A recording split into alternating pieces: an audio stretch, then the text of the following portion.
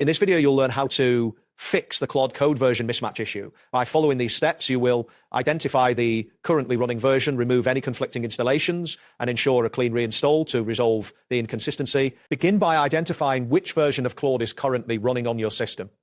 Open a command prompt or PowerShell window and enter the command quote where.exe Claude. If you see multiple paths listed in the output, this indicates a version mismatch. Next, check which version is currently active by typing in the command get command Claude source. This will display the path of the active installation. Now, you should verify the installed global version of Claude. In the same command prompt to PowerShell window, type Claude-V to see the version number. After that, check the npm global package version by entering npm list-g at /Claude Code.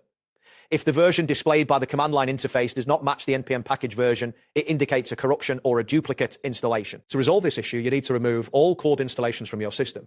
Not just one, start by uninstalling the global version with the command npm uninstall-g at /Claude Code. After the uninstallation, you must also remove any leftover binaries and to the command remove item $m app-datum on slord-force-error action silently continue to delete any remaining files. Additionally, run remove item $nvem ap data noller modules anthropic a recurse force error action silently continue to remove the associated directory. After completing the uninstallation process, check again for any remaining installations by running quote where.exe Claude. If the command returns nothing, it means all installations have been successfully removed. You can now proceed to reinstall a clean version of Claude by entering npm install-Claude Code at latest. This will ensure that you have a single source of truth for Claude on your system. Once the installation is complete, verify that the installation was successful by running Claude-V. This will display the current version of Claude that you have just installed. Next, you may need to address any issues with Visual Studio Code using the wrong binary.